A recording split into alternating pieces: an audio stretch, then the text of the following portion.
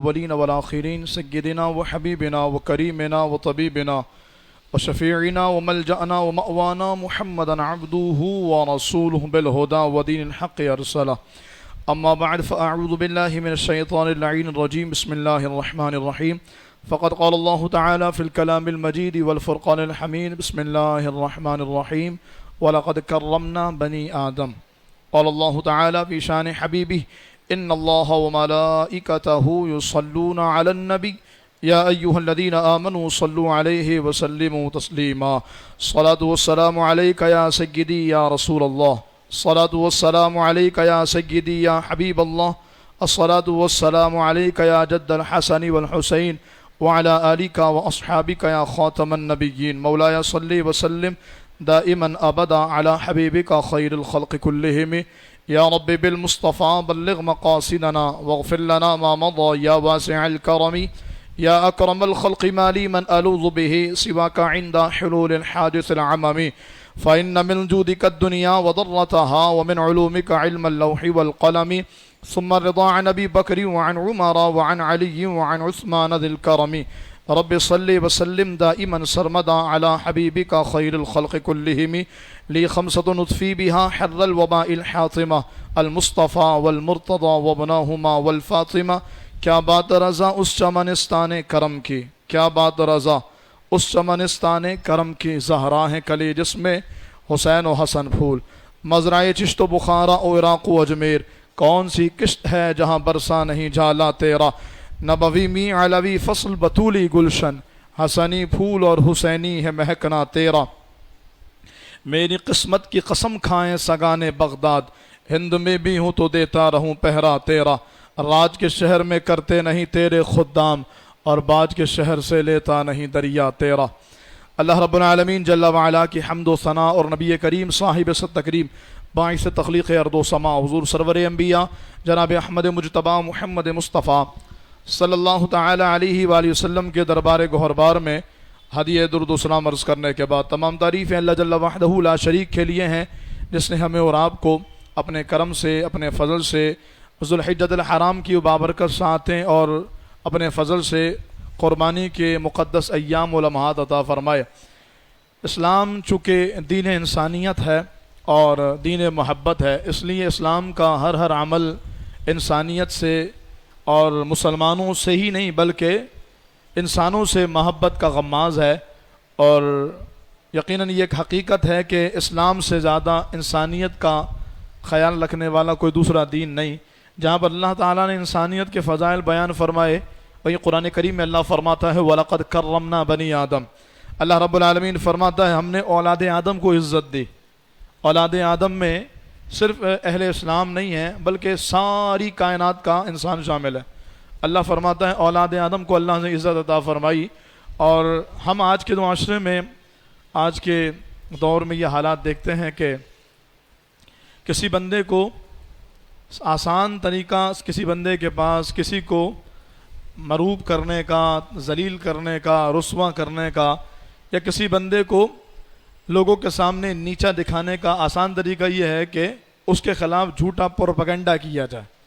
یہ ہم عام حالات میں دیکھتے ہیں، آپ برادریوں میں بھی دیکھتے ہوں گے، رشتہ داریوں اور آپس کی دوستیوں میں بھی چیزیں نظر آتی ہیں. اگر مجھ سے کسی کے تعلقات خراب ہو گئے ہیں تو پھر اب اس کا بدلہ جھوٹے پروپیگنڈے سے لیا جائے گا، اور اس موقع پر اسلام، شریعت اور دین کی کوئی حیثیت نہیں ہوگی. معاذ اللہ اچھے خاصے مذہبی اور دیندار کہلانے والے لوگ بھی اس طرح کے معاملات میں کہ جہاں پر جھوٹے پروپیگنڈے اور لوگوں کی طرف سے محض افواہیں ہوتی ہیں، ان باتوں کو یوں ہی پھیلا دیا جاتا ہے. اب اس میں بہت ساری جہتیں ہیں. قرآن کریم ایک مقام میں فرماتا ہے یا ایھا الذین آمنوا ان جاءکم فاسق بنبأ فتبینوا ان تصیبوا قوما بجہالہ. اللہ رب العالمین فرماتا ہے ایمان والو جو تمہارے پاس فاسق کوئی خبر لے کر آئے تو اس کی خوب تحقیق کر لو، یوں ہی اس خبر کو آگے بڑھانا شروع نہ کرو. رسول اللہ صلی اللہ تعالی علیہ وآلہ وسلم کی حدیث پاک ہے، میرے محبوب صلی اللہ علیہ وسلم نے فرمایا کہ کسی بندے کے جھوٹا ہونے کے لیے ہی کافی ہے کہ ہر سنی سنائی بات کو بغیر تحقیق کے آگے بیان کر دیں. اب یہ قرآن اور حدیث کو دیکھیے اور پھر آج کے دور میں سوشل میڈیا کو رکھیے. تو میں یہ سمجھتا ہوں کہ کوئی انسان اگر آپ کے سامنے کوئی بات کر رہا ہے اور وہ فزیکلی آپ کے سامنے موجود ہے، اس کے بارے میں تحقیق تو پھر بھی آسان ہے نا. میں آپ کے سامنے کوئی بات کر رہا ہوں، مجھ سے بات کرنا، میری تحقیق کرنا آپ کے لیے آسان ہے. آپ مجھ سے بات کر رہے ہیں، میں آپ کے بارے میں جاننا چاہوں، جانچنا چاہوں، یہ آسان ہے. رؤیت کا مسئلہ یعنی چاند دیکھنے کا مسئلہ بھی اسی پہ ڈیپینڈ کرتا ہے. لیکن سوشل میڈیا سے بڑا، میں ایک عجیب سا لفظ بولنے جا رہا ہوں، سوشل میڈیا سے بڑا فاسق کون ہوگا؟ ایک تو انسان فاسق ہوتا ہے نا جو جھوٹ بولتا ہے، گناہوں میں اور بدعملیوں میں پڑا ہوتا ہے. سوشل میڈیا کو اگر ہم اس طور پر دیکھیں تو اس سے بڑا فاسق کون ہوگا؟ جہاں پر بدعملی، بے راہ روی، جہاں پر فحاشی، عریانیت اور دین سے بیزاری اپنے عروج پر ہے. سوشل میڈیا استعمال کرنے والے اہل علم کی آپ ہر ایک جماعت سے پوچھئے گا تو وہ یہی کہیں گے کہ اس میں اگر فائدہ ہے تو اس میں نقصان بھی ہے، اور اس کا نقصان اس کے فائدے سے بہت بڑا ہے. تو اس لیے اگر ہم سوشل میڈیا کی باتوں سے آنے والی خبروں کی تصدیق اور ویڈیوز کی صورت میں آنے والی چیزوں کو اہمیت دینا شروع کر دیں تو یہ پروپیگنڈے کی بہت بڑی بنیاد ہے. ہمارے معاشرے میں نے آپ سے عرض کی، کسی بندے کے خلاف اپنی دشمنی نکالنے کا آسان طریقہ یہ اس کے خلاف پروپیگنڈا شروع کر دو. سوشل میڈیا کا دور ہے، آپ کو معلوم ہے فوٹو شاپ کے ذریعے کسی کی تصویر کو کسی کے ساتھ جوڑ دیا جائے، چلا دیا جائے. ویڈیو ایڈیٹنگ اپنے عروج پر ہے، کسی کی ویڈیو کو کسی کے ساتھ ملا دیا جائے، کسی کے چہرے کو کٹ کر کے کسی دوسرے کے چہرے کو لگا دیا جائے اور اس کے بعد آگے بڑھا دیا جائے. اب کسی بندے کے پاس کسی شخص کے متعلق کوئی ویڈیو آتی ہے اور وہ شخص دیندار، مذہبی، اللہ اس کے رسول کا خوف رکھنے والا ہے، تو پھر سوشل میڈیا سے آنے والی اس خبر کے متعلق کیا احکامات ہوں گے؟ جبکہ اگر کوئی انسان، کوئی مسلمان، کوئی بندہ مومن اور نیک، پرہیزگار، متقی بھی کسی شخص کے بارے میں، کسی مرد یا عورت کے بارے میں کہتا ہے کہ میں نے اپنی آنکھوں سے اسے زنا کرتے دیکھا ہے، کوئی شخص دیندار مذہبی آگے کہے کہ میں نے اس مرد کو اس عورت کے ساتھ اپنی آنکھوں سے دیکھا کہ زنا کر رہا تھا، شریعت مطہرہ اس ایک بندے کی بات کو قبول نہیں کرتی، اس کو 4 گواہ لانے کا حکم ہے. 4 گواہ لا سکے تو ٹھیک، اگر 4 گواہ نہ ہوں اس کے پاس تو پھر کیا کرے؟ پھر کافر خاموش رہے. ہاں، ان سے بتا دے کہ مجھے یہ چیز معلوم ہے، تم پر توبہ لازم ہے. اور اگر وہ 4 گواہ نہ پیش کر سکیں، ثم لم یأتوا بأربعة شہداء فجلدوہم 80 جلدہ، قرآن کہتا ہے کہ 4 گواہ نہ لا سکے تو کوڑے مارے جائیں گے. کس کو؟ اس متقی و پرہیزگار کو جس نے کسی بندے پر، کسی انسان پر زنا کا یا بدکاری کا الزام لگایا. تو ایک متقی پرہیزگار بندہ کسی کے بارے میں کہے تو شریعت اتنی احتیاط بتاتی ہے، اور دوسری جانب سوشل میڈیا پر آنے والی کسی بھی ویڈیو پر اپنا عقیدہ بنا لیا جائے، سوشل میڈیا پر آنے والی کسی بھی بات پر اپنا نظریہ بنا لیا جائے. میں تمام لوگوں سے یہ عرض کروں گا، یہ بہت بڑا طوفان ہے.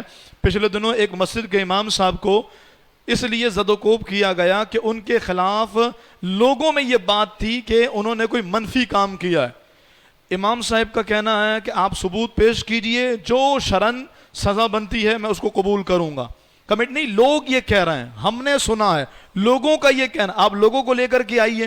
لوگوں سے پوچھا گیا کہ نہیں ہم نے تو ایسا نہیں کہا. ہاں، کچھ لوگ ایسی باتیں کر رہے ہیں، خدا کی قسم ایسے 20 معاملات نگاہوں کے سامنے ہے کہ جب تحقیق میں جاؤ تو ہر بندہ یہ کہتا ہے میں نے سنا ہے، میں نے سنا ہے، میں نے سنا ہے. اور رسول اللہ صلی اللہ علیہ وسلم کا فرمان ہے کسی بندے کے جھوٹا ہونے کے لیے کافی ہے کہ وہ ہر سنی بات کو آگے بیان کر دے بغیر تحقیق کے. اس مسجد کے امام صاحب نے پھر اپنا رد عمل یہ دیا کہ انہوں نے مسجد سے ریزائن کر دیا اور کہا میں اس مسجد میں ذمہ داریاں نہیں نبھا سکتا، میرے خلاف اس طرح کی باتیں ہو رہی ہیں اور میں کمیٹی سے اور دیگر لوگوں سے کہوں گا اس معاملے کی تحقیق کرو، مفتیان کرام بٹھاؤ، اگر میری غلطی ہے تو جو اس کی سزا بنتی ہے میں بھگتنے کو تیار ہوں، لیکن اگر میری غلطی نہیں ہے تو کمیٹی کے افراد یا وہ لوگ جو امام صاحب کے خلاف یہ محاذ بنا رہے ہیں ان پر شرعاً کیا حکم لگے گا یہ بھی لوگوں کے سامنے بیان کیا جائے، ان پر حکم شرعاً نافذ کی جائے.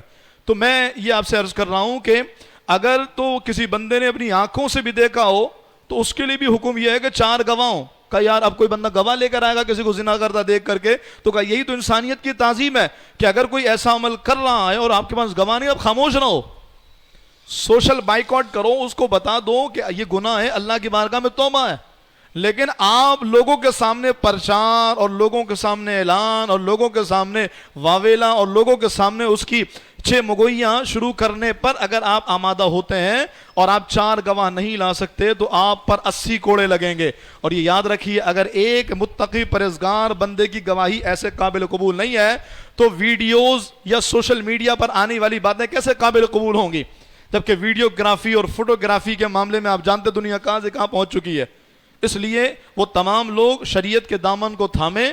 دیندار اور مذہبی طبقے کے خلاف ایک بہت بڑا پروپیگنڈا اس لحاظ سے بھی کیا جا رہا کہ ان کے خلاف کچھ اس طرح کی ویڈیو اس طرح کی چیزیں وائرل کر کے لوگوں کو یہ تاثر دیا جاتا ہے کہ جی جس امام کے بھی جب نماز پڑھ رہے ہیں اتنا پارسا ہے, اس امام کے تو یہ حرکتیں.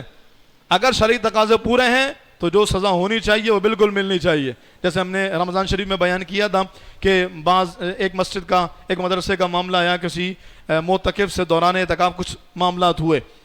تو اگر یہ بات واقعی حقیقت ہے اور گواہان موجود ہیں تو بالکل شرعاً سزا بنتی ہے, سزا دی جائے گی اس کو. لیکن اگر ایسا نہیں ہے تو پھر یہ معاملہ کرنے والے اپنے آپ کو اللہ کے غضب سے ڈرائیں کہ جہاں پر ایک گواہ ہو لیکن وہ 4 مزید 3 مزید پیش نہ کر سکے, 80 کوڑے لگیں. دنیا میں کوڑے تو نہیں لگ رہے تو کیا آخرت کے عذاب سے بچ جاؤ گے؟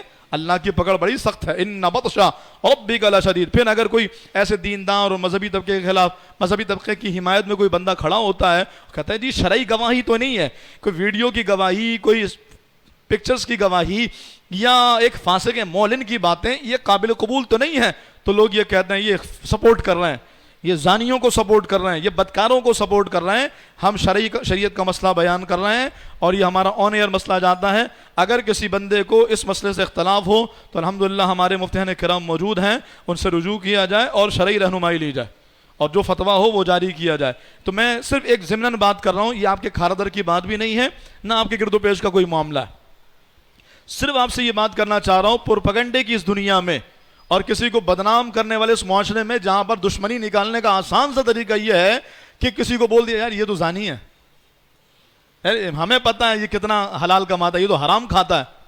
کتنا بڑا الزام ہے کسی بندے میں, کسی کی ماں کو گندی گالیاں دی جائیں, بہت کبھی چیز ہے. اس سے گندی گالی یہ ہے کہ کسی بندے کو کہا جائے کہ یہ بندہ حرام کماتا ہے, یہ بندہ حرام کھاتا ہے, یہ بندہ یہ کر رہا ہے. اس طرح کی چیزیں جو موجود ہیں ہمارے معاشرے میں, ہمیں اس کا سدباب کرنا چاہیے. شریعت نے جو ہمیں بتایا, ویڈیو آئے, تصویریں آ جائیں, تحقیق کیجئے. اگر تحقیق میں اور اگر کوئی تحقیق نہیں کر سکے, یار کون کرے گا اتنی تحقیق؟ تو آپ کو تحقیق نہیں ہے تو آپ کو تشہیر کرنے کون کہہ رہا ہے؟ یہ دیکھیے اس کے بارے میں کیا کہتے ہیں, اب فارورڈ کرتے چلے گئے. جب ان سے پوچھا گیا یار آپ نے فارورڈ کیا, یار میں تو معلوم کرنا تھا کہ سچی بات ہے یا نہیں. انا للہ و انا الیہ راجعون. تو اس دور میں شریعت کا جو وہ اصول ہے, اللہ تعالیٰ نے انسان کو بڑا مکرم بنایا ہے, اللہ نے انسان کو بڑی عزت والی مخلوق بنایا ہے. اس کے ہر معاملے میں انتہا درجے کی احتیاط لازم ہے. بلکہ رسول خدا امام الانبیاء خاتم المرسلین جناب رحمت للعالمین صلی اللہ تعالی علیہ وآلہ وسلم نے ایک مقام پر اس انسان کو اور اس مسلمان کو مخاطب کرتے ہوئے فرمایا کہ اے کعبے کو مخاطب کیا رسول اللہ صلی اللہ علیہ وسلم نے اور فرمایا اے کعبہ میں جانتا ہوں تو بڑا خوشبودار بھی ہے اور تو بڑا بابرکت بھی ہے, تو بڑا پاکیزہ بھی ہے. دنیا جہان کے لوگ تیری زیارت اور تیرے دیدار کا مشتاق ہیں, لیکن رب کعبہ کی قسم ہے تیری حرمت سے زیادہ اللہ نے ایک مسلمان کی حرمت رکھی ہے. اب آپ مجھے بتائیے, کسی بندے نے الزام لگا دیا کہ جی کعبہ مشرفہ میں تو آج سے صدیوں پہلے 365 360 بت رکھے ہوئے تھے, یہ اس طرح کی کوئی اور باتیں, تو کیا اس بہا پر آپ کعبے کی حرمت و عظمت کو پامال کریں گے؟ اگر کسی کو بتا دیا جائے اللہ نہ کرے خاکم بدان کعبہ مشرفہ کے اندر شراب پی جا رہی ہے, تو کیا کعبہ مشرفہ کو گرایا جائے گا؟ بالکل بھی نہیں. بلکہ اس سلسلے میں شریعت ہمیں کہتی ہے تحقیق کرو اور پھر کعبے کی حرمت کو ملوز رکھو. تو کہتے ہیں نا بھائی جرم سے نفرت کرو, مجرم سے نفرت مت کرو. اگر کسی نے غلطی کی بھی ہے اور اس پر تحقیق ہو بھی گئی ہے تو شرعاً جو سزا بنتی ہے وہ دی جائے, کیونکہ میرے محبوب نے فرمایا مومن کی حرمت, مومن کی عزت کعبے کی عزت سے بڑھ کر ہے, کعبے کے وقار سے بڑھ کر ہے. ہم میں سے ہر ایک کعبے کو دیکھنے کو بےتاب رہتا ہے اور اپنے گھر میں, اپنے محلے میں, اپنے پڑوس میں موجود بندے مومن پر لگے الزام پر کوئی بھی شخص اس کی حمایت میں کھڑے ہونے کو تیار نہیں ہوتا. بس موقع ملنا چاہیے. کمیٹیوں کو ملا, کمیٹیوں نے فارغ کر دیا.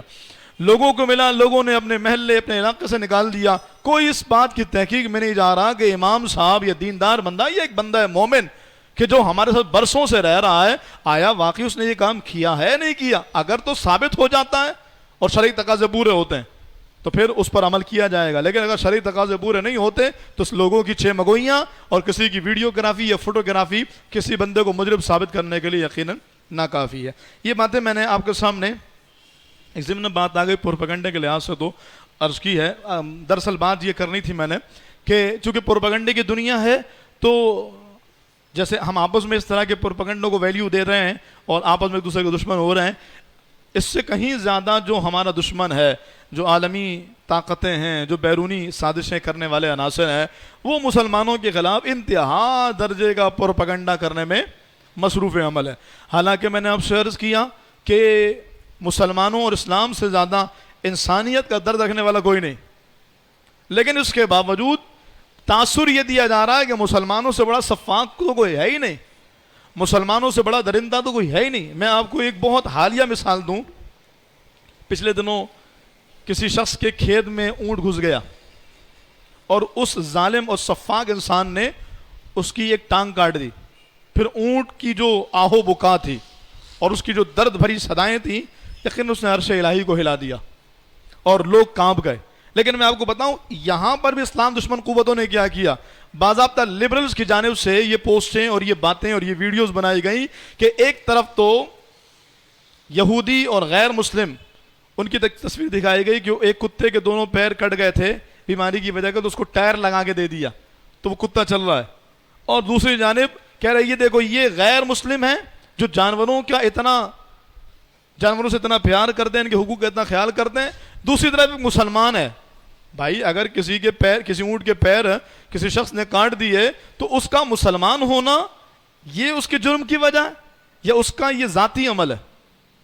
لیکن یہ دیکھو ایک مسلمان نے پیر کاٹ دیے، پھر آگے جا کر کے ایک پیر کاٹنے پر واویلا کرنے والے ہزاروں جانور قربان کریں گے. اللہ اکبر! کس طرح کی اسلام کے خلاف منفی سازشیں پروان چڑھائی جا رہی ہے.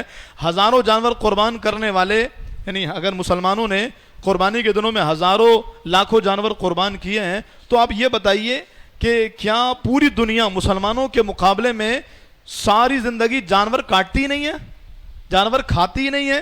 یہ KFC اور میک ڈونلڈ جن چکنز کے گوشت بناتے ہیں تو کیا یہ ان کے پاس آسمان سے اترتی ہے کہ یہ جانور کو وہی مارتے ہیں؟ یہ جو بیف اور مٹن کی جو مختلف ڈشز پوری دنیا میں بنائی جاتی ہیں، بلکہ ہم تو یہاں تک رکتے ہیں یہ تو حرام جانوروں کو بھی بنا رہے ہوتے ہیں، تو پھر زندہ جانوروں کو کھا جاتے ہیں. وہ آپ نے چائنا میں نہیں دیکھا، زندہ مینڈکوں کو اور دیگر کو ڈال دیا اس میں جلتے ہوئے اور کھولتے ہوئے تیل میں اور اس کے بعد اس کو کھا گئے. تو وہاں تو حال یہ ہے کہ اس طرح کی دردناک صورتحال ہے اور ہمیں یہ کہہ رہا ہے کہ مسلمان تو لاکھوں لاکھ جانوروں کو کاٹ دے رہا ہے. کیسی بے رحمی ہے! اسلام کا اور مسلمانوں کا طریقہ کار کتنا خوبصورت ہے. اس بار بھی کئی جانور ہم نے قربان کیے الحمدللہ. سادات کرام کی خدمت کے حوالے سے بھی ہمارا یہ سلسلہ رہتا ہے سیدوں کے لیے گوشت پہنچانے کا سلسلہ، تو کئی جانوروں کو قربان کرنے کا موقع ملا. تو جب جانور پر چھری چلا رہے تھے تو یہ چیز فیل ہو رہی تھی کہ یار اس جانور کو کتنی تکلیف ہو رہی ہوگی کہ وہ گلا کٹنے کے بعد بھی وہ مستقل شور مچا رہا ہے اور آوازیں نکال رہا ہے اور پمپ ہو رہا ہے، اس کی باڈی پوری جو ہے نا وہ ہل رہی ہے، تو کتنی تکلیف میں ہے. تو پھر ہمارے پاس ایک ڈاکٹر صاحب موجود تھے. میں ظاہر ان کی وہ بات تو ایز اٹ از آپ تک نہیں پہنچا سکتا اور نہ میں اس بات کا قائل ہوں کہ کسی اور فیلڈ کا بندہ کسی اور فیلڈ میں اپنی رائے پیش کرے، لیکن اس ڈاکٹر صاحب کی بات میں آپ تک جو سمجھ سکا اس خلاصہ میں آپ کے سامنے عرض کروں. میں نے کہا ڈاکٹر صاحب یہ جو جانور کو تکلیف ہو رہی ہے تو یہ کیا ہے، آپ کیا سمجھتے ہیں؟ ابھی بھی تکلیف ہو رہی ہوگی. ڈاکٹر صاحب کہنے لگے دراصل یہ اسلام کا خوبصورت نظام ہے. کہیں پر پھانسی دے کر مارا جاتا ہے، کہیں پر گولی چلا کر مارا جاتا ہے، کہیں کرنٹ لگا کے مارا جاتا ہے، کہیں پانی میں ڈبو کے مارا جاتا ہے، کہیں سانپ سے یا مختلف زہر آلود چیزوں سے ڈسوا کر کے کہیں زہر پلا کے مارا جاتا ہے. اس میں بندہ آہستہ آہستہ مرتا ہے اور ایک بندہ کئی موتیں مرتا ہے. اسلام کا طریقہ کار یہ ہے کہ اللہ نے باڈی کا ایسا سسٹم رکھا ہے کہ جب بھی ہماری باڈی کو کوئی پین ہوتا ہے تو ہماری باڈی میسج کنوے کرتی ہے ہمارے برین کو، پھر برین کے ذریعے وہ جو پین ہوتا ہے اس کو فیل کرتا ہے.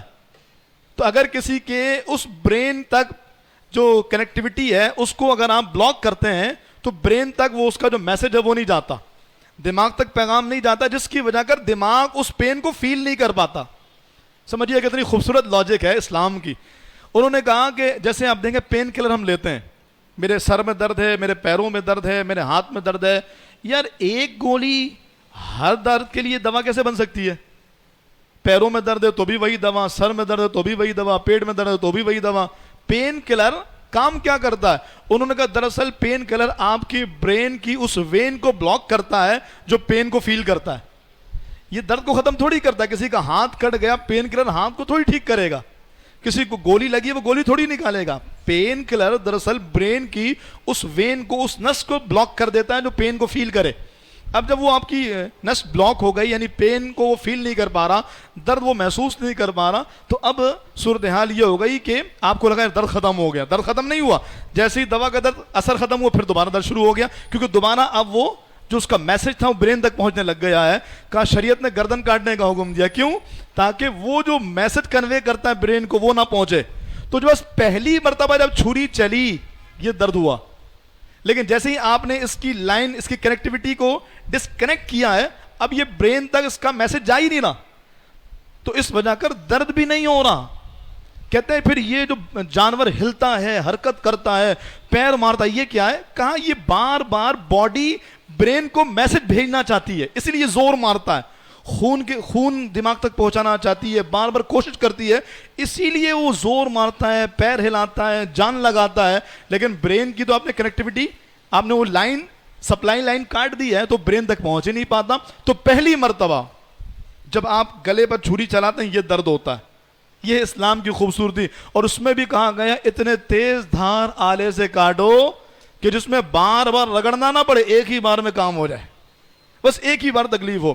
یہ ہے انسانیت کا وہ مظاہرہ جو مسلمان کرتے ہیں. اور غیر مسلموں کو دیکھو تو زندہ مرغیوں کو مشین میں ڈال دیا جاتا ہے، زندہ جانوروں کو مشین میں ڈال دیا جاتا ہے، اور ان کا قیمہ بنا لیا جاتا ہے، ان کی بوٹیاں بنا لی جاتی ہیں، پیسز بن جاتے ہیں. یہ سوشل میڈیا کا دور ہے. یوٹیوب پر باضابطہ ان کمپنیز کی ویڈیوز ہیں کہ وہ جانوروں کے گوشت کیسے لاتے ہیں اور کیسے اس کو بناتے ہیں. تو الزام ہم پر ہے کہ ہم نے لاکھوں جانور کاٹ دیے، جبکہ انسانیت کا سب سے بڑا جو علم بردار ہے دین اسلام، وہ اس کا طریقہ کار کوئی دیکھ لے تو وہ یہی کہے کہ لاکھوں جانور کاٹنے والے حقیقی معنوں میں انسانیت کیا، یہ تو جانوروں سے محبت کرنے والے ہیں کہ یہ جانور کو بھی ایسے طریقے پر کاٹتے ہیں کہ اس کو تکلیف نہ ہو. پھر میڈیکلی بھی جانور کی یہ جو 3 رگیں کاٹنے میں جو اصل اس کے پیچھے حکمت ہے اور جو لاجک ہے وہ یہ ہے کہ جب یہ رگ کٹتی ہے تو اصل سپلائی لائن یہی ہے. تو جانور جتنا پمپ کرے گا، اپنی باڈی کو جتنا موو کرے گا، اس کی باڈی سے جو خون ہے وہ باہر نکلے گا. اور یہ خون نکالنا صحت کے لیے انتہائی مفید ہے. اگر یہ نہ نکلے تو ظاہر ہے بہت ساری قسم کی بیماریاں بدن کے اندر ہوتی ہیں. میں دوبارہ اپنے اسی ٹاپک پر آؤں کہ ایک اونٹ کے پیروں کو کاٹ دیا تو لبرلز نے شور مچانا شروع کر دیا کہ دیکھو مسلمانوں نے ایک اونٹ کے پیر کاٹ دیے. حالانکہ ہم بھی اس بات کے درد کو محسوس کرتے ہیں اور یقیناً وہ شفاق انسان ہے، اس کو سزا ملنی چاہیے. لیکن ہمیں کتے کے اگلے 2 پیر جو کٹے ہوئے ہیں اس کی جگہ پر ٹائر لگا کر کتے کو چلنے میں معاونت فراہم کرنے والے ہمیں وہ تصویریں دکھا کر یہ بتانا چاہ رہے ہیں کہ تم پیر کاٹ رہے ہو، مسلمان پیر کاٹ رہے ہیں، اور ہم تو کتوں کو بھی چلنے کے لیے ان کے لیے راستے بنا رہے ہیں اور ان کی راہیں ہموار کر رہے ہیں. بلکہ اونٹ کی بھی مصنوعی ٹانگ لگانے کے لیے پوری دنیا سے پیغامات آ رہے ہیں کہ پاکستان ہمیں موقع دے، ہم اونٹ کی مصنوعی ٹانگ لگا دیں گے جس سے اونٹ چلنے پر قادر ہو جائے گا. کتنی بڑی زیادتی اور کیسا لوگوں کے آنکھوں پر پردہ ڈالنے کا اور لوگوں کو بیوقوف بنانے کا سلسلہ جاری ہے. جو لوگ ایک اونٹ کے ٹانگ کٹنے پر شور مچا رہے ہیں، انہیں فلسطین میں چھوٹے چھوٹے بچوں، نہتے بچوں کے قتل کرنے پر ان کے ماتھے پر پسینہ تک نہ آیا، ان کے کانوں پر جوئی تک نہیں رہیں گی. وہ تصویریں دیکھیں، بچے کے دونوں پیر اور دونوں بازو کٹ گئے، 2 سال کا بچہ ہے. تم ہمیں بتا رہے ہو تم کتوں سے محبت کرتے ہو، تم کتوں سے بھی بدتر ہو. انسانیت کے علم بردارو، وہ عالمی تنظیمات جو اونٹ کے پیر کٹنے پر شور مچا رہی ہیں، ہم نے کہا شور وہ مچائے جس کو واقعی انسانیت کا درد ہو. ہم تو دیکھ رہے ہیں 35,000 سے زائد بچے کاٹ دیے گئے فلسطین میں، 35,000 سے زائد بچے. یا ایک اونٹ کی ٹانگ کٹنے میں درد ہو رہا ہے، وہاں کیوں نہیں بول رہے ہو؟ وہاں کسی کو کیوں انسانیت یاد نہیں آ رہی؟ کیوں عالمی تنظیمات، وہ این جی اوز اور دیگر جو بڑے بڑے ادارے ہیں کیوں نہیں بول رہے؟ تو آپ یہ سمجھئے گا یہ پورا پروپیگنڈا اسلام کے خلاف ہے. قربانی کا موقع ہو، حج کا موقع ہو، یا اس طرح کی کسی طرح کی زیادتی کا موقع ہو، یہ اسلام کے خلاف پورا محاذ ہے. ورنہ ان یہودیوں، عیسائیوں، غیر مسلموں سے بڑا سفاک تو کوئی ہے ہی نہیں. سب سے پہلا ایٹم بم مارنے والا کون؟ ایٹم بم ایجاد کرنے والا کون؟ سب سے زیادہ لوگوں کے سروں کو کاٹ کر کے اس کا پہاڑ اور مینار بنانے والا کون؟ یہ جو تاریخ میں 2 جنگ عظیم کی داستان ملتی ہیں، ان کو شروع کرنے والا اور ان میں آگ بھڑکانے والا اور انہیں آگے چلانے والا کون؟ اب تک آپ اور ہماری جتنی بھی عمر ہے، یہاں 60-70 سال کے بزرگ بھی ہوں گے اور 20 سال کا جوان بھی ہوگا، ہر ایک کی جتنی عمر میں اس سے پوچھتا ہوں ذرا نظر دوڑائیے تو آپ کو عالمی لیول پر سب سے زیادہ انسانیت کا خون بہانے والے کون لوگ نظر آتے ہیں؟ اگر افغانستان کے حالات دیکھیں، عراق کے حالات دیکھیں، فلسطین کے حالات دیکھیں، برما کے حالات دیکھیں، لیبیا کے حالات دیکھیں، آپ بوسنیا کے حالات دیکھیں، شام کے اور یمن کے حالات دیکھیں، پاکستان کے حالات دیکھیں، تو سب سے زیادہ خون بہانے والے کون؟ انسانیت کا خون پانی کی طرح بہانے والا کون ہے؟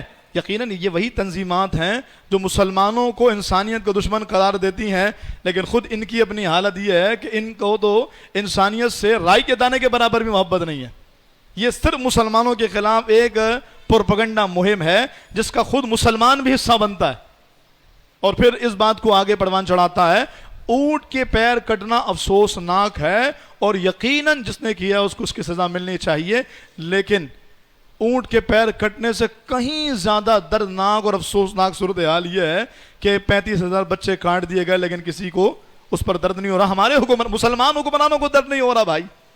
ہمارے پاکستانی جو رابطہ کر رہے ہیں، ہم نیا اونٹ دے دیں گے، ہم 2 اونٹ دے دیں گے، اور ہم باہر سے رابطے میں ہیں مصنوعی ٹانگ لگانے کے لیے، اور تمہاری ایک مذمتی بیان بھی ان فلسطینیوں کی حمایت میں نہیں آ رہا.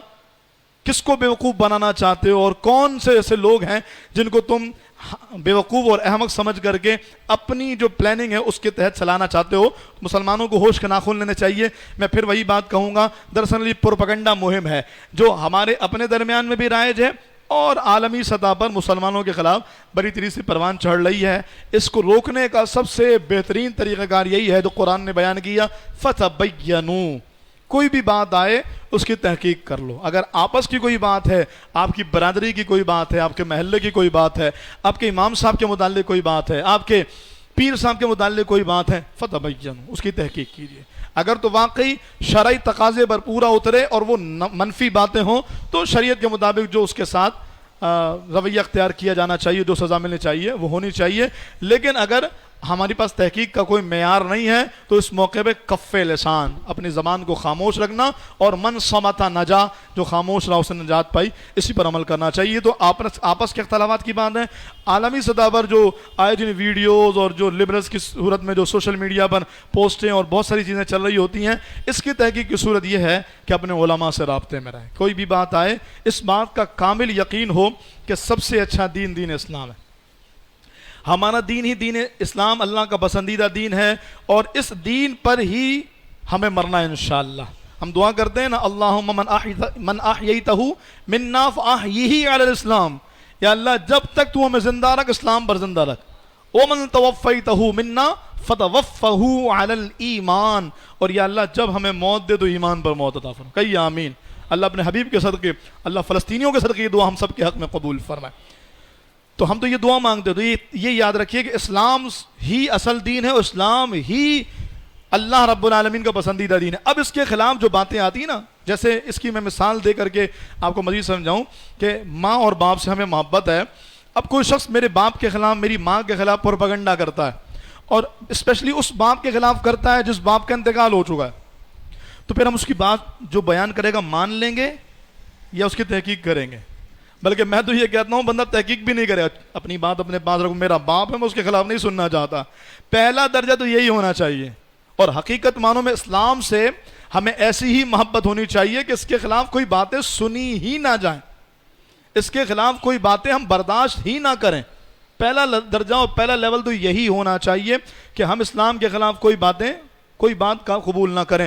دوسرا درجہ بھی ہم اس سے نہیں روکتے، کیونکہ اگر ہم یہ کہیں گے بھائی یہی ہونی چاہیے تو کچھ ایسے لوگ بھی دیکھا یہ چاہتے ہی نہیں ہیں لوگ اسلام کو پڑھیں، یہ چاہتے ہی لوگوں پر حقیقت کھلے، یہ چاہتے ہی نہیں ہے کہ لوگ حقیقت کے معترف بنے. ہم نے دوسرا آپشن بھی رکھا، اور دوسرا آپشن یہ ہے کہ پھر علماء سے رابطے کیجیے.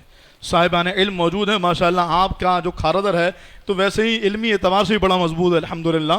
میں یہاں آیا تو مجھے پتہ لگا، ویسے یہ ماشاءاللہ عاشقان رسول کا ہب ہے اور وہاں عشاقان کی بڑی تعداد ہے، لیکن علمی اعتبار سے بڑے بڑے ایسے ادارے بحمدللہ تعالی اور صاحبان علم قرب و جوار میں موجود ہیں کہ جن کی علمیت کا پورا کراچی معترف ہے. تو یقیناً ان سے رابطے کیجئے اور اپنے آپ کو اسلام پر مضبوطی کے ساتھ قائم رکھیے انشاءاللہ. اس کے ذریعے ہم ان پروپیگنڈے کا اور وہ جو لوگوں کی طرف سے منفی باتیں اسلام کے خلاف پھیلائی جاتی ہیں ان منفی باتوں کا ہم سدباب کر رہے ہیں. لیکن اس کے لیے ضروری ہوگا کہ ہم علماء اور صاحبان علم کے قریب رہیں. اگر ہم نے جمعے کے دن 2 رکعت نماز پڑھنے کو جمعہ سمجھ لیا، 5 وقتہ نمازیں گھر میں پڑھ لی یا مسجد بھی آئے، تو میں نے دیکھا فرض نمازوں کے بعد لوگ ایسے پیچھے بھاگتے ہیں جیسے لگتا ہے کہ اگر وہ 10 منٹ یہاں پر بقیہ نمازیں پڑھ لیں گے تو پھر شاید ان کو لاکھوں کا نقصان ہو جائے گا. پوری صفیں پیچھے چلی جاتی ہیں اور نمازی کے آگے سے گزر جاتے ہیں. رسول اللہ صلی اللہ تعالیٰ علیہ وسلم نے فرمایا کہ کسی بندے کو معلوم ہوتا کہ نمازی کے آگے سے گزرنے کا گناہ کتنا ہے تو وہ 40 سال بلکہ ایک روایت میں 100 سال کھڑا رہنے کو پسند کرتا، لیکن نمازی کے آگے سے نہیں گزرتا. اور یہاں پر 1 منٹ بھی انتظار نہیں ہے. سلام پھیرا پیچھے دیکھنا شروع، سلام پھیرا پیچھے دیکھ رہے ہیں کہ بس نماز پڑھے. اور بلکہ پیچھے دیکھنے والے بھی کچھ سمجھدار ہی ہوتے ہیں جو پیچھے دیکھنے ختم کرے تو جاؤں، ورنہ عموماً لوگوں کو دیکھا سلام پھرتے ساتھ نکل جاتے ہیں. اگر ہم یہی کرتے رہے تو پھر علماء اور اہل علم کے قریب کیسے رہیں گے؟ میں صرف بخاری مسجد کی بات نہیں کر رہا، آپ جس علاقے میں رہتے ہیں اپنے امام صاحب سے، اپنے علامہ صاحب سے، حضرت صاحب سے، مفتی صاحب سے قریب رہیے اور پھر ان سے شرعی رہنمائی لیجئے. کسی بھی معاملے میں کسی بھی پروپیگنڈے کو سن کر کے اپنا دل دماغ میں بیٹھانا یہ اسلام کے خلاف اور خود آپ کے ایمان کے خلاف انتہائی نقصان دہ ہوگا. اس لیے جب اہل علم کے قریب ہوں گے کوئی بات آئے گی تو ہم انشاءاللہ ان سے رہنمائی لے لیں گے. اگر ایک بندہ، ظاہر ہے ہر بندے کے اندر ایبلٹی نہیں ہوتی، قرآن حدیث پاک کا مفہوم بھی ہے بلکہ وہ مقولہ بھی ہے، لکل فن الرجال، ہر فیلڈ کے ماہرین ہوتے ہیں. اب آپ مجھ سے آ کر کے کیمسٹری اور فزکس کی کوئی جو ہے وہ چیز پوچھیں گے، کوئی بات پوچھیں گے تو اگرچہ میں نے پڑھی ہوئی بھی ہے اس کے باوجود میں آپ کو ایکسپلین نہیں کر سکوں گا. میں کہوں گا یار یہ میری فیلڈ نہیں ہے. اگر آپ مجھ سے آ کر کے میڈیکلی کچھ بات پوچھیں گے تو ظاہر ہے میں آپ کی رہنمائی نہیں کر سکتا، لیکن اگر آپ آ کر کے مجھ سے شریعت کے متعلق کوئی بات پوچھیں گے تو میں آپ کی رہنمائی کروں گا. تو بسا اوقات مسجد میں بعض حضرات ہوتے ہیں جو آپ کو مطمئن نہیں کر پاتے، لیکن الحمدللہ وفوق کل ذی علم علیم، ہر اہل علم کے اوپر ایک علم والا ہے. تو آپ کسی اور اہل علم سے رابطہ کیجئے، نہیں تو ہمارے امام صاحب سے رابطہ کیجئے گا. حضرت انشاءاللہ مجھ تک یا کسی بھی ایسے اہل علم تک آپ کو پہنچا دیں گے بآسانی کہ جہاں تک آپ کی سیٹسفیکشن ہو جائے گی اور قلبی اطمینان ہوگا. اس بات کو آج کا مسلمان تو نہیں سمجھ سکا کہ اہل علم سے ہمارا قریب ہونا کتنا ضروری ہے، لیکن ہمارا مخالف اور دشمن سمجھ گیا. یہی وجہ ہے کہ سب سے زیادہ جو اسلام دشمن قوتوں کا پروپیگنڈا جن کے خلاف ہوتا ہے وہ دیندار طبقہ ہے، جس کو آپ عام لفظوں میں مولوی کہہ دیتے ہیں. مولوی طبقہ مطلب لفظ مولوی کو بھی تمسخر کے طور پہ کہا جانے لگا، لفظ مولوی کو بھی مذاق بنا دیا گیا. لطیفہ اور پہیلی اور دیگر اور چیزوں کے صورت میں لفظ مولوی کو استعمال کیا جانے لگا. داڑھی والے کو ملا اور مولوی کہہ کے مخاطب کر کے تضحیق آمیز لہجہ اختیار کیا جانے لگا. ہم اگر اس بات کی حقیقت کو نہیں سمجھے، لیکن ہمارا دشمن دراصل اپنے مقصد میں کامیاب ہو رہا ہے. اس کا جو ٹارگٹ ہے وہ اصل دیندار طبقہ ہی ہے کہ اگر مسلمان اس دیندار طبقے سے بیزار اور دور ہو جائے گا تو پھر اس مسلمانوں کو کنٹرول کرنا انتہائی آسان ہوگا. اور میں اگر اپنا تجزیہ پیش کروں تو ہمارا دشمن کوئی 60-70% تو کامیاب ہو ہی چکا ہے. یہ بھی محتاط ہو کے کہہ رہا ہوں، یعنی ہمارے دیندار طبقے اور دنیا دار طبقے. دیندار طبقے سے مراد میری وہی ہے جس کو ہم لفظ مولوی سے تعبیر کرتے ہیں. دیندار طبقہ مذہبی طبقہ جو عالم ہے، امام ہے، خطیب ہے، مفتی ہے، ایک دیندار طبقہ ہے اور ایک دنیا دار طبقہ ہے. ایک درمیان میں ایک لکیر آ گئی ہے. دنیا دار طبقہ دیندار طبقے کو ہٹ کرے گا، دیندار طبقہ دنیا دار طبقے کو ہٹ کرے گا. آپس میں ایک جنگ چھڑ گئی ہے، قریب آنے کو تیار نہیں ہے. حالانکہ اگر مولوی کی بات کیجیے تو مولوی کا معیار کیا ہے؟ جو داڑھی ہو مولوی والا ہے. تو پھر میں بہت بہت ہی احتیاط کے ساتھ جملہ کہوں، بہت ہی احتیاط کے ساتھ، کہ داڑھی تو ہر نبی نے رکھی ہے. اللہ کے ہر نبی نے شادی نہیں کی لیکن ہر نبی نے داڑھی ضرور رکھی ہے. ایک ایسی سنت ہے. تو اگر یہی معیار ہے مولوی مولانا اور مذہبی ہونے کا، تو پھر تو میرے خیال سے آپ میں سے ہر ایک کو مولوی ہونا چاہیے. تو یہ بیچ میں تفریق آ گئی نا، اس کو ختم ہونا چاہیے. اور ہم بلا جھجک اپنے اہل علم سے رابطہ رکھیں، ان سے محبت، ان سے تعلقات، ان کا قرب اختیار کریں. اور جو فتنہ ہے، ایک سازش ہے، اس سازش کی بے کنی کے لیے اپنا کردار ادا کریں. ورنہ ہم یقیناً اس طبقے سے دور ہو گئے ہیں. ارے یار چھوڑو، ارے یار مولویوں کی باتیں ہوتی ہے، یہ مولوی ہے، یہ تو بک جانے والا ہے، ارے بس بس چھوڑو، یہ تو ہمیں معلوم ہے یہ چند پیسے لے کر کے نا کچھ بھی بولنے کو تیار ہو جائیں گے. یعنی ہم کچھ بھی بول دیں ان کے خلاف، ہماری زبان تک نہیں کانپتی. حالانکہ یہی اہل علم ہیں جن کے بارے میں اتنے ہلکے جملے بولتے ہیں.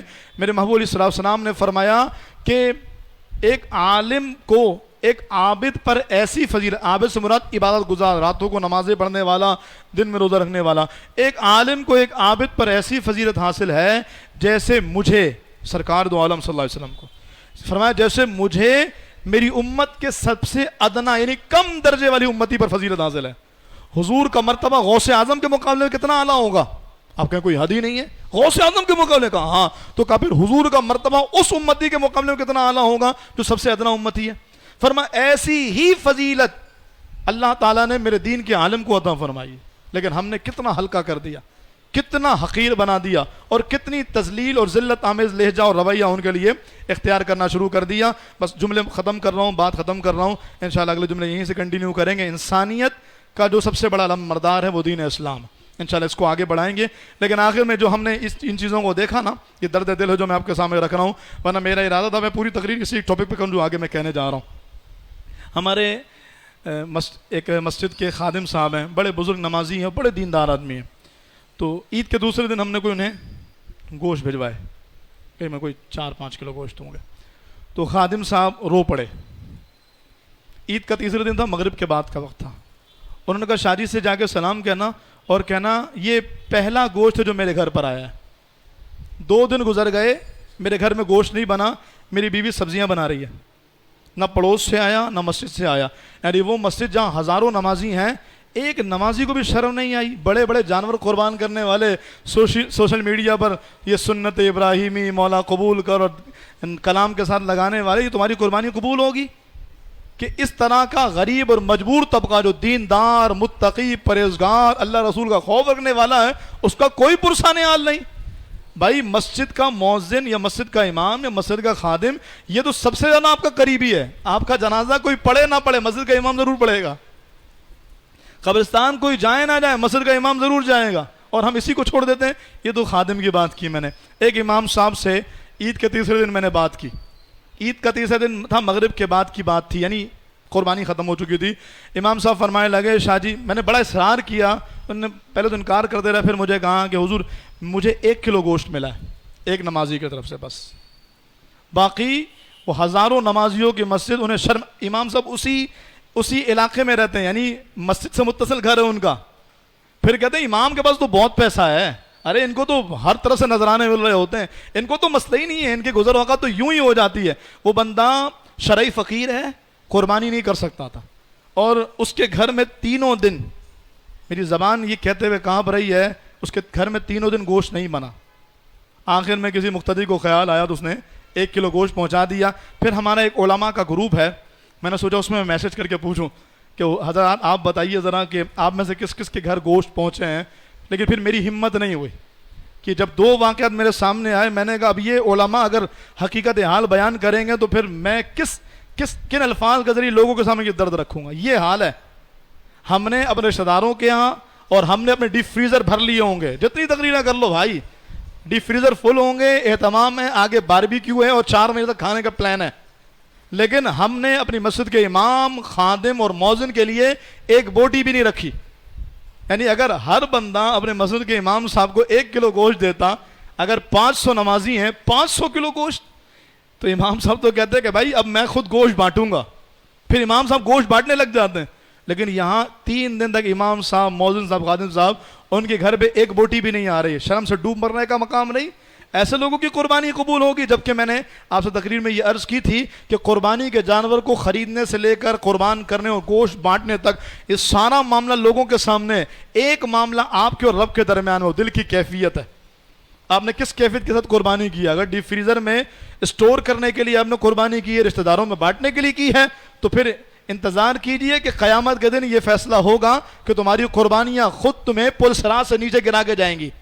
فرمایا علی الصراط متاعکم، یہ تمہارے پل صراط کی سواریاں ہیں، یہ ان کے لیے ہیں جنہوں نے اخلاص کے ساتھ قربانیاں پیش کی ہیں، جنہوں نے گوشت اللہ کے ان بندوں کو بانٹا ہے کہ جو واقعی اس بات کے مستحق تھے. تو بہرحال اب تو وقت گزر گیا ہے، اگر کسی کی فریزر میں ہے تو نکالیے، پھر تھوڑی سی ہمت کیجئے اور یہ گوشت اپنے مسجد کے مؤذن، خادم، امام صاحب، مدرسے کے قاری صاحب، بہت سارے ایسے لوگ ہیں. یہ کوئی آپ کینیڈا میں نہیں رہتے یا امریکہ میں نہیں رہتے، کسی ایسے علاقے میں نہیں رہتے جہاں آپ کو پتہ ہی نہیں، پڑوسی میں نہیں، آپ کے گرد و پیش میں ایسے بہت سارے لوگ ہوں گے جہاں ابھی تک گوشت نہیں پہنچا ہوگا. تو وہ جو اسٹور کیا ہوا نا وہ نکالیے گا تو انشاءاللہ قربانی قبول ہو جائے گی. اللہ تعالیٰ ہمیں حقیقی معنوں میں فلسفہ اسلام کو سمجھنے کی توفیق عطا فرمائے. اللہ تعالیٰ قربانی کے ان مقدس ایام کے صدقے فلسطینیوں کی مدد فرمائے، اللہ انہیں غالب فرمائے، اللہ اسلام کو عروج عطا فرمائے، اور اللہ ہمیں حقیقی معنوں میں، قرآن کہتا ہے نا یا ایھا الذین آمنوا ادخلوا فی السلم کافہ، اسلام میں پورے داخل ہو جاؤ. اللہ ہمیں اسلام میں پورا داخل ہونے اور ہر جہت سے اسلام اور احکام اسلام پر عمل کرنے کی توفیق عطا فرمائے. آمین بجاہ النبی الامین وما علی الا البلاغ المبین.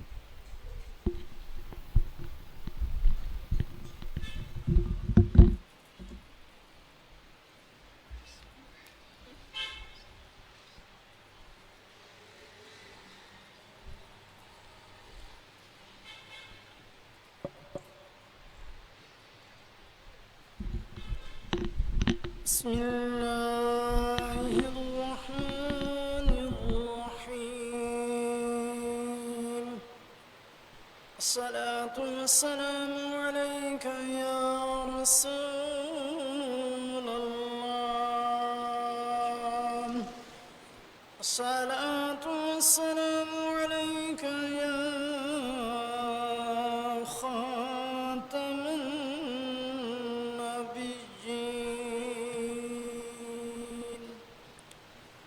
اشکان رسول متوجہ ہو، اذان کا احترام کرتے ہوئے گفتگو اور کام کاج روک کر اذان کا جواب دیں اور ڈھیر ہونے کا گوائیں. اللہ اکبر اللہ اکبر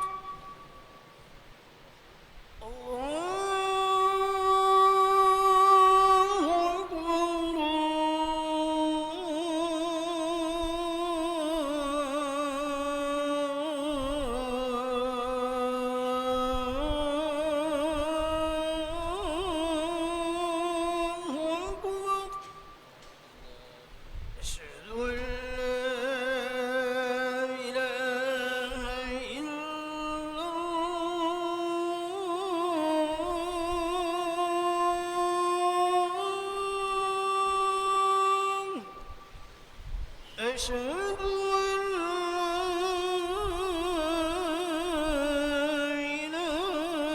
إله إلا الله. أشهد أن محمد رسول الله.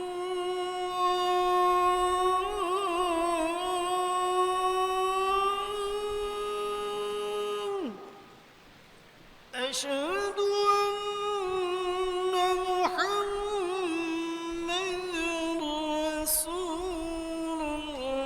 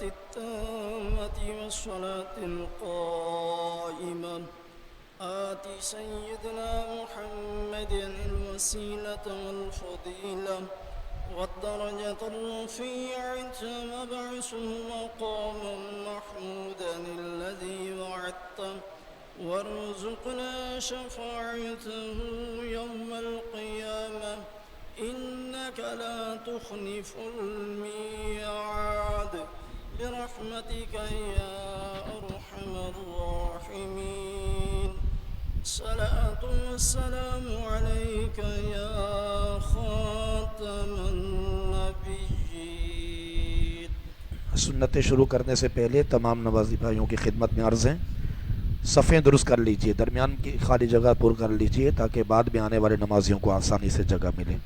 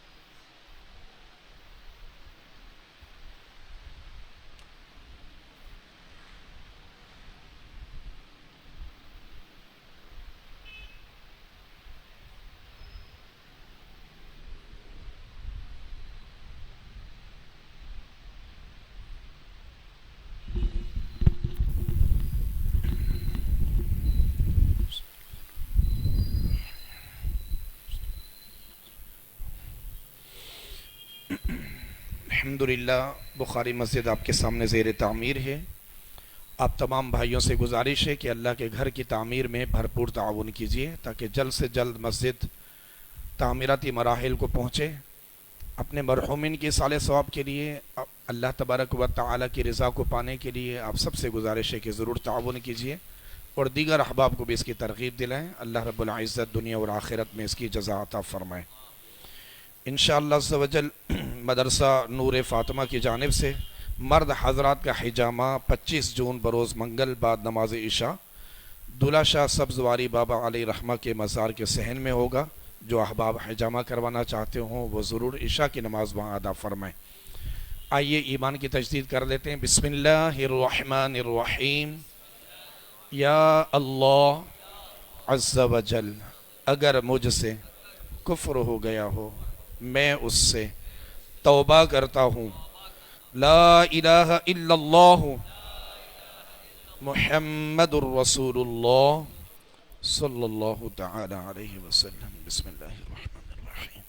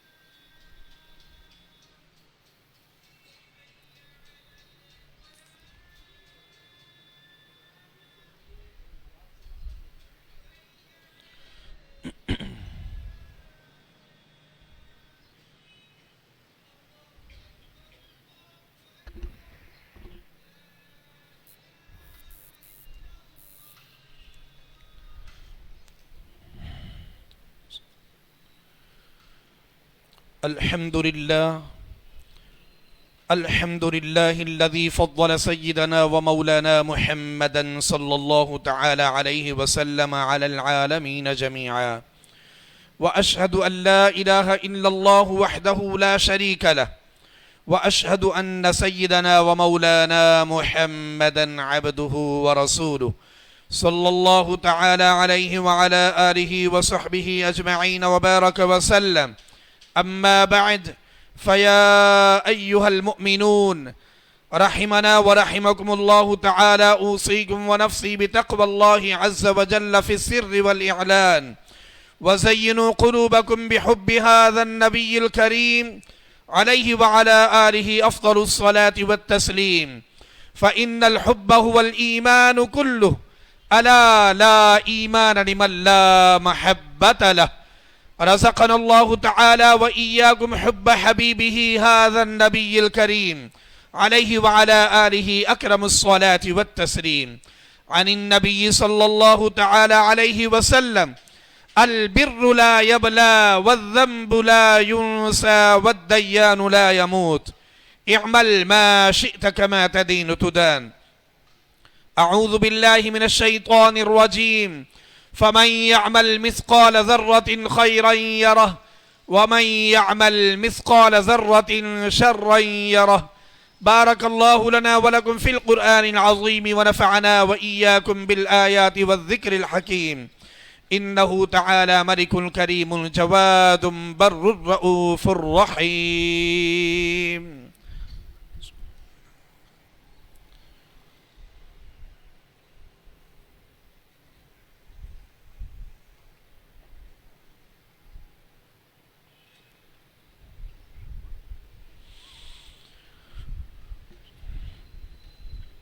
الحمد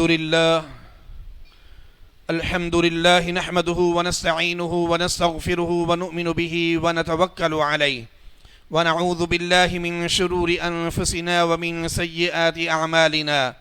من يهده الله فلا مضل له ومن يضلله فلا هادي له ونشهد أن لا إله إلا الله وحده لا شريك له ونشهد أن سيدنا ومولانا محمدا عبده ورسوله صلى الله تعالى عليه وعلى آله وأصحابه أجمعين وبارك وسلم أبدا لا سيما على أولهم بالتصديق أمير المؤمنين أبي بكر الصديق رضي الله تعالى عنه وعلى أعدل الأصحاب أمير المؤمنين عمر بن الخطاب رضي الله تعالى عنه وعلى جامع القرآن أمير المؤمنين عثمان بن عفان رضي الله تعالى عنه وعلى أسد الله الغالب أمير المؤمنين علي بن أبي طالب كرم الله تعالى وجهه الكريم وعلى ابنيه الكريمين السعيدين الشهيدين أبي محمد الحسن وأبي عبد الله الحسين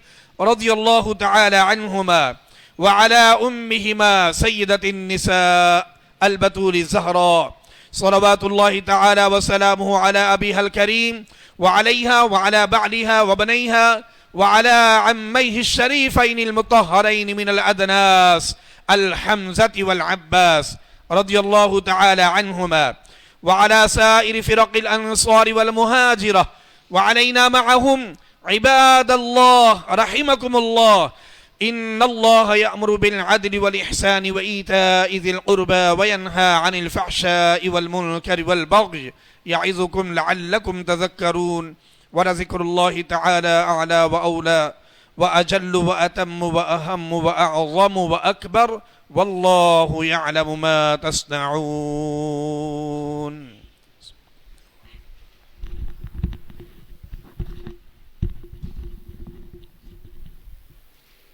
صلى الله على النبي الأمي وآله صلى الله عليه وسلم صلاة وسلاما عليك يا سيدي يا رسول الله. اعتکاف کی نیت کر لیں اور موبائل فون بند کر دیں. اقامت بیٹھ کر سنیں. حی علی الفلاح پر کھڑا ہو جانا سنت ہے. اللہ اکبر اللہ اکبر اللہ اکبر اللہ اکبر.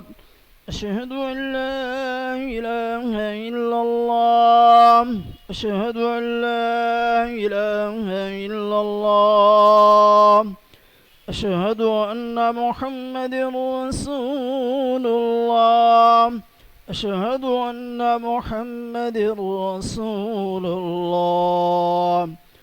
حی علی الصلاة حی علی الصلاة حی علی الفلاح حی علی الفلاح.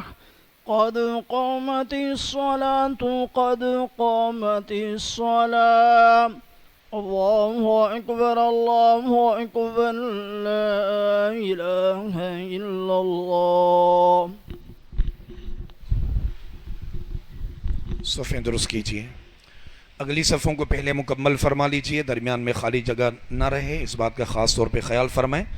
موبائل فون یاد سے بند کر دیجئے. اللہ تبارک و تعالی ہم سب پر رحم و کرم فرمائے. اللہ اکبر.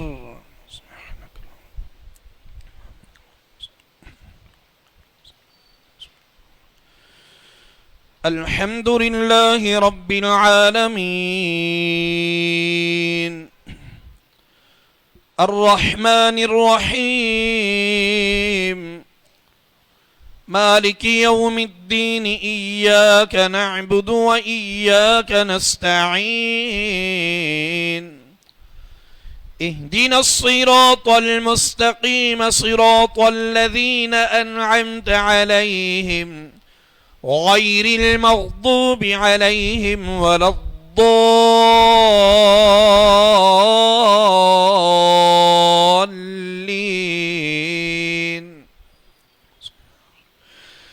تبت يدا أبي لهب وتب ما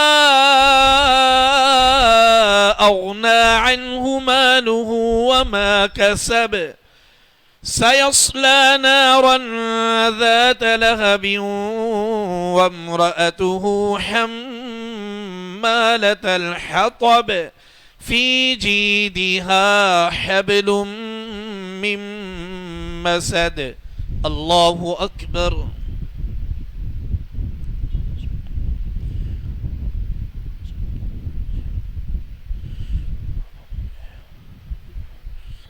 سمع الله لمن حمده.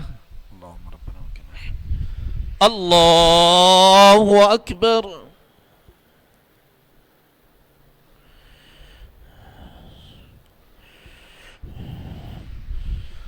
الله أكبر. الله أكبر.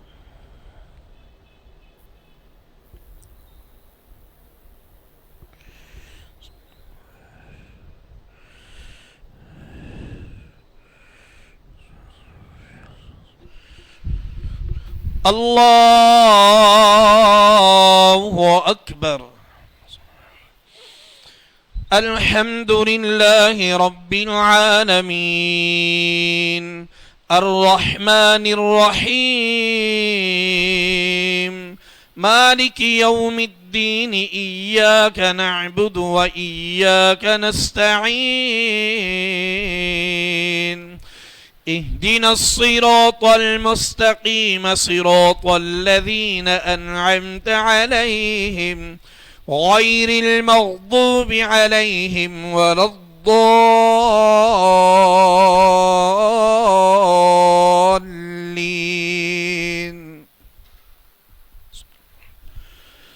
قل هو الله أحد الله الصمد لم يلد ولم يولد ولم يكن له كفوا أحد.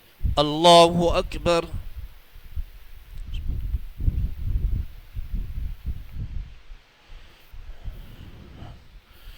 سمع الله لمن حمده. الله أكبر.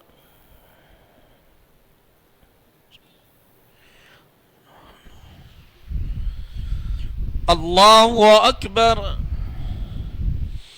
الله أكبر.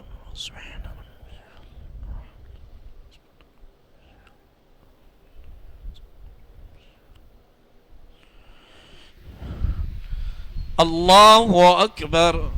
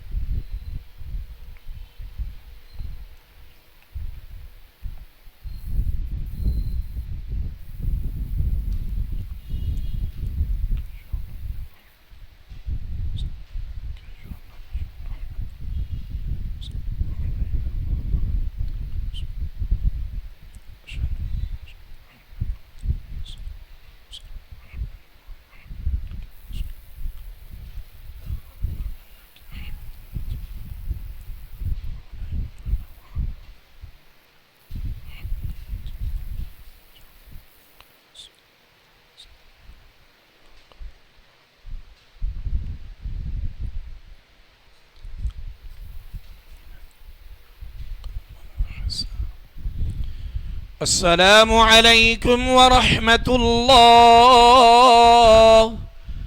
السلام عليكم ورحمة الله. لا إله إلا الله لا إله إلا الله لا إله إلا الله محمد رسول الله صلى الله تعالى عليه وسلم. الحمد لله رب العالمين والصلاة والسلام على سيد الأنبياء والمرسلين. اللهم أعنا على ذكرك وشكرك وحسن عبادتك يا الله يا رحمن يا رحيم. اے اللہ کریم، نماز جمعہ میں ہم سب کی حاضری قبول فرما یا رب العالمین نماز جمعہ کا صدقہ ہم سب کے سارے گناہ معاف کر دے۔ اے اللہ ہماری خطاؤں سے درگزر فرما۔ یا رب العالمین ہمارے والدین کی بے حساب مغفرت فرما دے، ساری امت کی مغفرت فرما۔ اے اللہ ہم سب کی پریشانیاں دور فرما۔ اے اللہ ہماری مشکلیں آسان کر دے۔ اے اللہ ہمیں غموں سے فکروں سے بچا لے۔ یا رب العالمین زوال نعمت سے بچا لے۔ اے اللہ ذلت و رسوائی سے بچا لے، عزت و عافیت کی زندگی عطا کر۔ بے اولادوں کو نیک و صالح اولاد عطا فرما، بے گھروں کو اپنا ذاتی گھر عطا فرما۔ یا رب العالمین حلال روزی میں آسانیاں پیدا فرما۔ اے اللہ غیب کے خزانوں سے رزق حلال عطا کر۔ یا رب العالمین مقروضوں کے قرضے اتار دے۔ اے اللہ ہمیں اپنے سوا کسی کا محتاج نہ فرما، ہم سب کا ایمان سلامت رکھ۔ یا رب العالمین ہمیں سچا پکا نمازی بنا دے، نور نماز سے ہم سب کے قلوب و اذہان منور فرما، ہم سب کا ظاہر و باطن پاکیزہ اور منور کر دے۔ اے اللہ ہمیں قرب خاص عطا فرما۔ یا رب العالمین ناگہانی آفات و بلیات سے ہماری حفاظت فرما، ہر حادثے نقصان اور خسارے سے ہماری حفاظت فرما۔ یا رب العالمین باران رحمت کا نزول فرما، رحمتوں برکتوں والی نفع بخش بارش عطا کر دے۔ اے اللہ اپنے بندوں پر رحم و کرم فرما۔ اے اللہ آج کے اس مبارک دن کا واسطہ اے اللہ اپنے بندوں کے لیے ٹھنڈی ہوائیں چلا دے، گرمی کی شدت کو ختم فرما، مہنگائی کا خاتمہ فرما۔ اے اللہ خوشیاں اور خوشحالی ہم سب کا مقدر لکھ دے۔ یا رب العالمین ہمارے بچوں بچیوں کے نصیب اچھے کر دے۔ اے اللہ بیماروں کو شفا دے دے، مریضوں کو صحت و سلامتی عطا فرما۔ یا رب العالمین فلسطین و غزہ کے مظلوم مسلمانوں کی غیبی مدد فرما، قبلہ اول کی حفاظت فرما، اسلام دشمن قوتوں کو مٹا دے۔ جتنے ہاتھ تیری بارگاہ میں اٹھے ہیں یا رب العالمین اے اللہ سب پر رحمت کی نگاہ فرما۔ ہمارے وطن عزیز ملک پاکستان کو قوت و استحکام عطا فرما، اس محلے پر رحمتوں کا نزول فرما، ہماری تمام دعاؤں کو اپنے کرم سے قبول فرما لے۔ آمین آمین یا رب العالمین بجاہ النبی الامین صلی اللہ علیہ وسلم برحمتک یا ارحم الراحمین۔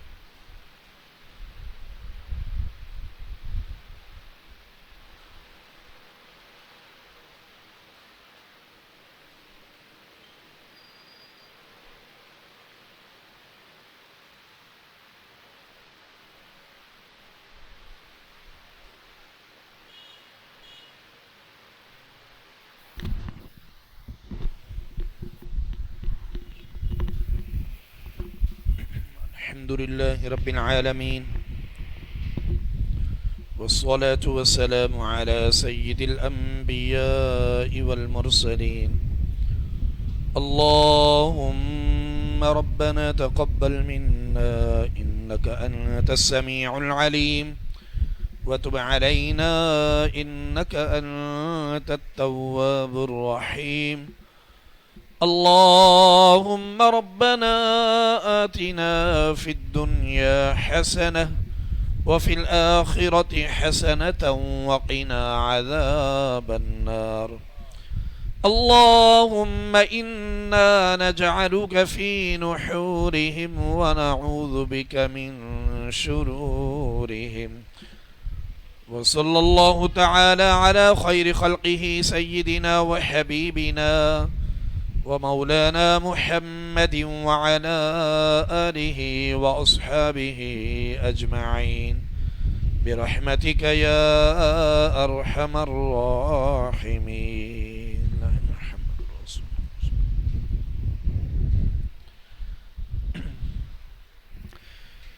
بسم الله الرحمن الرحيم صلى الله على النبي الأمي وآله صلى الله عليه وسلم صلاة وسلاما عليك يا رسول الله صلى الله على النبي الأمي وآله صلى الله عليه وسلم صلاة وسلاما عليك يا رسول الله صلى الله على النبي الأمي وآله صلى الله عليه وسلم صلاة وسلاما عليك يا رسول الله.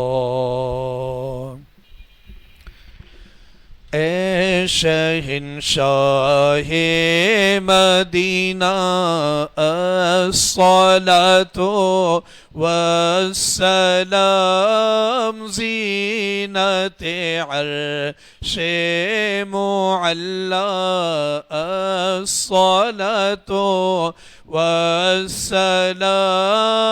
زینت عرش معلی الصلاة والسلام مومنو پڑھتے رہو تم اپنے آقا پر درود مومنو پڑھتے رہو تم اپنے آقا پر درود ہے فرشتوں کا وظیفہ الصلاة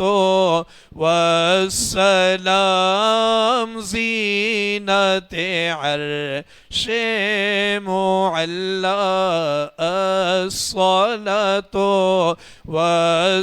والسلام جب فرشتے قبر میں جلوہ دکھائیں آپ کا جب فرشتے قبر میں جلوہ دکھائیں آپ کا ہو زباں پر پیارے آقا الصلاة والسلام زینت عرش معلی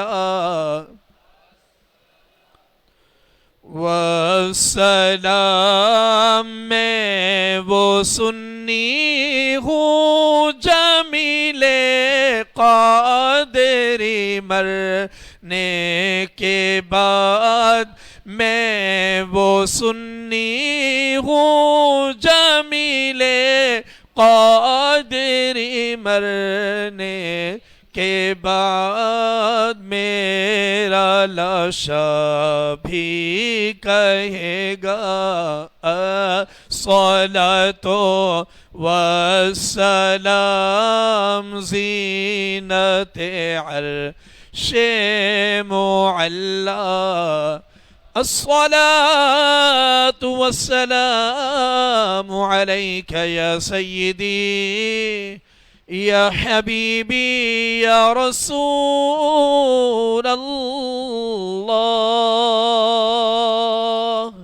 یا الہی ہر جگہ تیری عطا کا ساتھ ہو جب پرے مشکل شہ مشکل کشا کا ساتھ ہو یا الہی بھول جائے نزع کی تکلیف کو شادی دیدار حسن مصطفیٰ کا ساتھ ہو یا الہی گرمی محشر سے جب بھڑ کے بدن دامن محبوب کی ٹھنڈی ہوا کا ساتھ ہو یا الہی نامۂ اعمال جب کھلنے لگے عیب پوش خلق ستارے خطا کا ساتھ ہو یا الہی جب رضا خواب گیراں سے سر اٹھائے دولت بیدار عشق مصطفیٰ کا ساتھ ہو مولا جب پر مشکل شہ مشکل کشا کا ساتھ ہو آمین یا رب العالمین اللهم يا ربي بالمصطفى بلغ مقاصدنا واغفر لنا ما مضى يا واسع الكرم إن الله وملائكته يصلون على النبي يا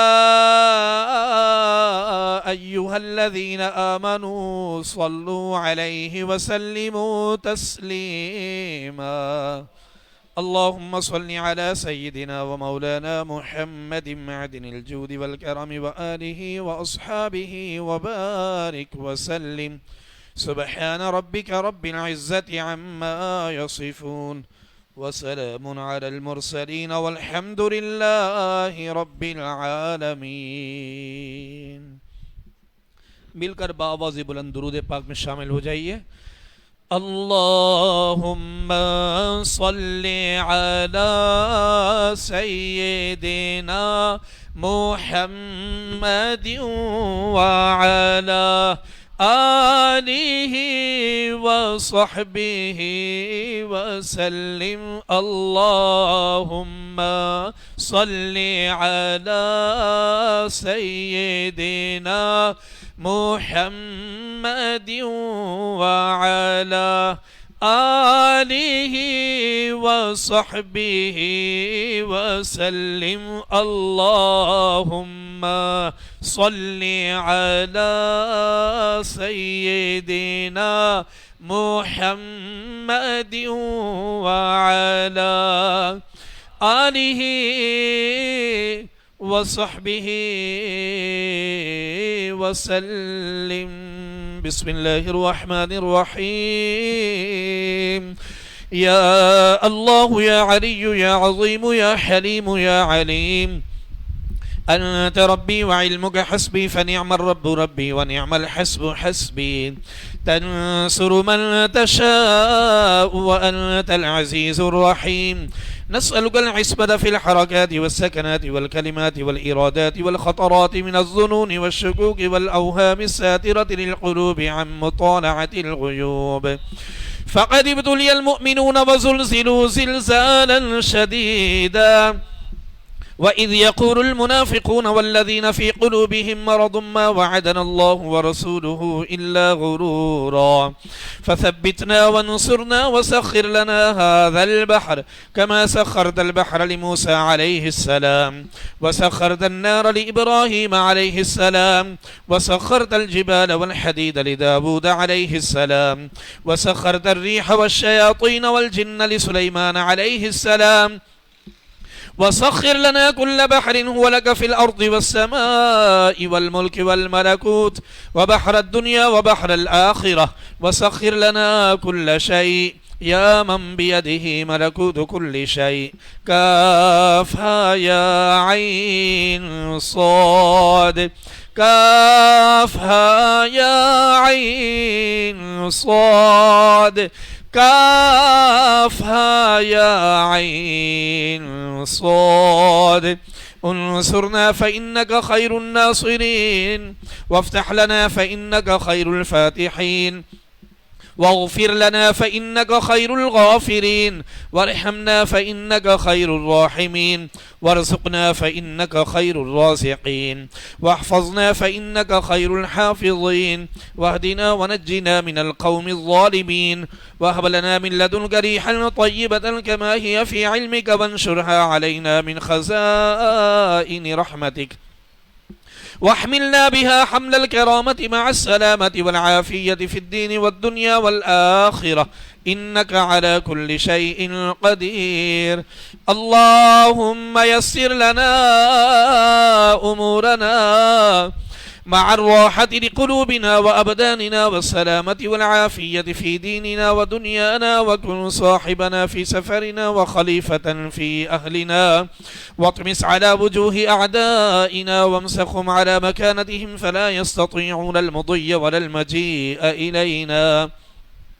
ولو نشاء لطمسنا على أعينهم فاستبقوا الصراط فأنى يبصرون، ولو نشاء لمسخناهم على مكانتهم فما استطاعوا مضيا ولا يرجعون.